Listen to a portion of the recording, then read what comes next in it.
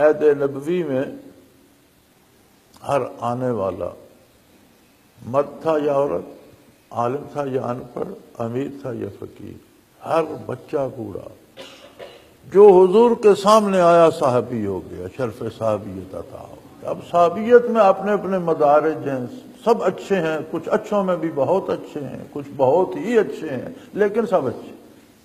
الصحابۃ کلھم عدول، یہ نعمت عام تھی، اتنی بڑی نعمت اور اتنی عام۔ وہ کسی نے کہا تھا کہ منسی پارے دل می فروشم، میں دل کے ٹکڑے بیچتا ہوں، بے گفتہ قیمتش، گفتم نگاہ ہے۔ اس نے کہا کس قیمت پر بیچو گے؟ کہنے لگا ایک نگاہ پر، ایک نگاہ پاک میں بندہ صحابی ہو گیا۔ اگر حضور کی نگاہ اس کی طرف نہیں اٹھی تو اس کی نظر حضور کے وجود اثر پر پڑ گئی، پھر بھی صحابی ہو۔ بے گفتہ قیمتش، گفتم نگاہ ہے، بگفتہ کم ترش، کہنے لگا بھائی جب بیچ ہی رہے ہو تو سودا ہوتا ہے، اس میں بڑھایا گھٹایا جائے، جو قیمت مانگی جائے وہ تو نہیں ملتی۔ بگفتہ کم ترش، گفتم کے گاہے یار زندگی میں کوئی نگاہ سے، کبھی ایک نگاہ سے، جسے زندگی میں ایک نگاہ نصیب ہو گئی اس کا تو ذرا ذرا ذاکر ہو گئے۔ تو پھر یہ نعمت پانے کی ہے، اللہ توفیق دیں، اللہ شعور دے۔ انسان جب اپنی نظر سے دیکھتا ہے نا تو ہم کتنی چیزیں پسند کر کے ہمیں نظر میں بھی اچھی لگتی ہیں، پھر چکھتے ہیں، ٹیسٹ بھی اچھا لگتا ہے، کھاتے ہیں تو بیمار ہو جاتے ہیں، پھر ہمیں افسوس ہوتا ہے کہ میں نے یہ نہ کھایا ہو۔ ہماری اہلیت، ہماری نظر، ہمارا شعور اور ہمارے وہ چکھنے کی قوت تو اتنی قابل اعتبار ہے۔ کیا بھلا ہے اور کس میں نقصان ہے، یہ حتمی بات اللہ کا رسول بتاتا ہے، اللہ اپنے نبی کو بتاتا ہے، اللہ کا نبی اپنی امت کو بتاتا ہے۔ ہمارا جس عقل پہ، جس دانش پہ، جن حواس خمسہ پہ ہمیں ناز ہے وہ تو ہمیں دھوکہ دے جاتی۔ ہم سرمایہ لگاتے ہیں اس میں سے بڑی آمدن ہوگی، جو اگلا تھا وہ بھی وہ لے کے چلا جاتا۔ لیکن یہ سودا جو نگاہوں کا ہے اس میں نقصان نہیں، فائدہ ہی فائدہ ہے۔ کسی کو تھوڑا بھی ہے تو فائدہ ہے۔ تو وہ عہد زرعی ایسا تھا کہ جو آیا صحابی ہو، پھر یہ نعمت عام رہی صحابہ کے عہد میں۔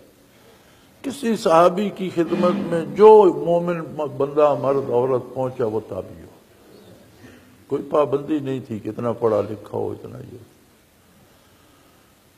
تابعین کے عہد میں بھی یہ نعمت عام رہی، جو ان کی خدمت میں پہنچا تبع تابعی ہو۔ اسی لیے حضور کا ارشاد ہے خیر القرون کرنی ثم الذین یلونہم ثم الذین یلونہم، او کما قال رسول اللہ صلی اللہ علیہ وسلم، بہترین زمانہ میرا زمانہ ہے، پھر اس کے ساتھ، پھر اس کے ساتھ صحابہ اور تابعین کا دور۔ جب چوتھا دور آیا تبع تابعین کا، تو نہ دینے والوں میں وہ قوت رہی جو پہلوں میں تھی، اور نہ لینے والوں میں وہ استعداد رہی جو پہلوں تھی۔ نبی کی خدمت میں جو جاتا تھا اس میں استعداد ضروری نہیں، وہ استعداد بھی اسے مل جاتی تھی اور نعمت بھی مل جاتی تھی۔ تو ہی ناداں چند کلیوں پر قناعت کر گیا، تو ہی ناداں چند کلیوں پر قناعت کر گیا، ورنہ گلشن میں علاج تنگی داماں بھی ہے۔ اس بارگاہ میں تو استطاعت بھی مل جاتی تھی اور نعمت بھی مل جاتی۔ مرور زمانہ سے وہ استعداد نہ رہی، لوگ پھیل گئے، لوگ بٹ گئے، اپنی عقل درمیان میں در آئی، مروایا تو ہمیں اس اپنی عقل نے، اس نے منہ شگافیاں کی، اس نے بدن کی سہولت کے لیے چور دروازے تلاش کیے، اس نے دولت جمع کرنے کے لیے چور دروازے بنائے، اس نے اپنے آپ کو بڑا کہلوانے کے لیے چور دروازے بنائے، اور یہ ہماری تباہی کا سبب بن گئے۔ ہم فرقوں میں بٹ گئے، ہم طبقوں میں بٹ گئے، ہم مختلف ٹولیوں میں بٹ کر بکھر گئے، لیکن اللہ کے بندوں نے عمریں لگا کر یہ نعمت قائم رکھی۔ یہ اللہ کی امانت تھی اور یہ قیامت تک رہے گی۔ نبی صلی اللہ علیہ وسلم سے عرض کیا گیا کہ یا رسول اللہ قیامت کب قائم ہوگی؟ فرمایا حتی لا یقول اللہ اللہ، او کما قال رسول اللہ صلی اللہ علیہ وسلم، کہ جب کوئی اللہ اللہ کرنے والا نہیں رہے گا قیامت آ جائے۔ دنیا کی زندگی کا سبب ذکر الہی ہے،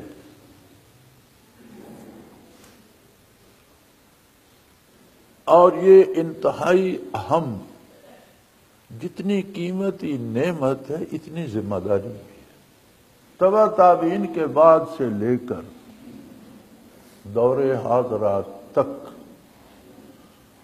یہ نعمت جاری رہی۔ اللہ کے بندوں نے ہزاروں میل سفر کر کے پیدل، کسی شیخ کا سنا تو وہاں سے جا کر یہ نعمتیں حاصل کی ہیں، ہزاروں میل اپنے گھر چھوڑ کر علی الاجمیری رحمۃ اللہ علیہ کہاں سے چلے اور کہاں آ کر اللہ اللہ کے لیے ڈیرا لگایا۔ ایک نہیں، سارے محی الدین اجمیری رحمۃ اللہ علیہ کہاں سے چلے اور کہاں جا کر اجمیر کو آباد کیا، عمریں لگا کر کہیں اسے نعمت کو پہنچانے پہنچے، کہیں سے اسے حاصل کرنے پہنچے، یہ چلتا رہا، لیکن وہ مزہ نہ رہا جو خیر القرون میں تھا کہ ہر آنے والے کو عطا کی جائے، یہ مزہ نہ رہا۔ قائم تو نہیں، قائم تو اسے رہنا تھا، اس لیے کہ اللہ کا وعدہ ہے اِنَّا نَحْنُ نَزَّلْنَا الذِّكْرَ وَإِنَّا لَهُ لَحَافِظُونَ، ہم نے یہ قرآن نازل فرمایا، اس کی حفاظت بھی ہم فرمائیں۔ قرآن کی حفاظت کا مطلب یہ نہیں لوح محفوظ میں تو ویسے محفوظ ہے، آسمانوں پر تو ویسے محفوظ ہے، زمین پر محفوظ رہنے کا مطلب یہ ہے کہ قرآن پڑھنے والے ہوں گے، قرآن لکھنے والے ہوں گے، قرآن سمجھنے والے ہوں گے، قرآن پر عمل کرنے والے ہوں گے، تب قرآن باقی زمین پر رہے گا۔ تو گویا ان سب طبقوں کو حفاظت الہیہ نصیب ہے اور انہیں کوئی مٹا نہیں سکتا، یہ قیامت تک رہے۔ جب یہ مٹ جائیں گے دنیا مٹ جائے گی۔ یہ تو اللہ کا احسان ہے۔ تبع تابعین کے بعد پھر خاص خاص لوگوں کے حصے میں، اور صدیوں بعد یہ ایک تاریخی حقیقت ہے۔ شیخ سے عقیدت اپنی جگہ، اور جو عقیدت طالب کو شیخ سے ہوتی ہے اسے کوئی دوسرا سمجھ نہیں سکتا جب تک وہ اپنا کوئی حقیقی شیخ اسے مل نہ جائے، اسے سمجھایا نہیں جا سکتا۔ محبت کو سمجھنا ہے تو نہ سے خود محبت کر، کنارے سے کبھی اندازہ طوفان نہیں ہوتا۔ یہ اللہ کریم کا احسان ہے، اللہ نے ہمیں وہ عظیم شیخ عطا فرمایا جس نے صدیوں بعد وہ سنت زندہ کر دی کہ ہر آنے والے مرد، خاتون، بچے، بوڑھے کو اللہ اللہ سکھائے، جو آئے اس کا قلب ذاکر ہو جائے۔ یہ وہ سنت ہے جو 1400 سال بعد حضرت رحمت اللہ تعالی علیہ نے زندہ فرمائی۔ یہ میری عقیدت نہیں صرف بول رہی، یہ تاریخ ہے، ہسٹری ہے، کیونکہ اس نعمت کو اللہ نے باقی رکھنے، یہ اس کا کرم، اس نے اس کے لیے حضرت کی ذات کو منتخب فرمایا، یہ اس کا کرم۔ ہم جیسے نالائق، میرے جیسے بندے اور ممبر رسول، میرے جیسے بندے اور ذکر الہی، کہاں میں کہاں یہ مقام اللہ۔ تو میرے بھائی، حاصل حیات، روزی کمانا زندگی کی ضرورت ہے، زندگی کا حاصل نہیں ہے۔ ہم لوگوں نے اسے زندگی کا حاصل اور مقصد سمجھ لیا ہے، اس لیے ہم گمراہ ہو گئے۔ یہ زندہ رہنے کے لیے ضرورت ہے. آپ اچھا کھانا کھا لیں یا روکھی روٹی کھا لیں، زندگی باقی رہتی ہے، موت نہیں آتی. حاصل زندگی نہ لباس پہننا ہے، نہ اچھا کھانا، نہ دولت مند ہونا، نہ وزیر اعظم ہونا ہے. حاصل حیات ہے ذکر دوام کا نصیب ہو.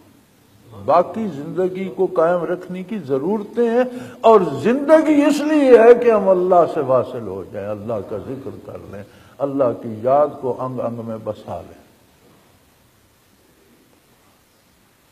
تو میرے بھائی، میری گزارش یہ ہے کہ ذکر کو وہ اہمیت دیجئے جس کا یہ مستحق ہے. زندگی میں جتنے کام ہم کرتے ہیں ان میں سب سے اول ذکر الہی. ہاتھ کار ول، دل یار ول. ہاتھ کام کرتے رہیں، دل اللہ تعالیٰ.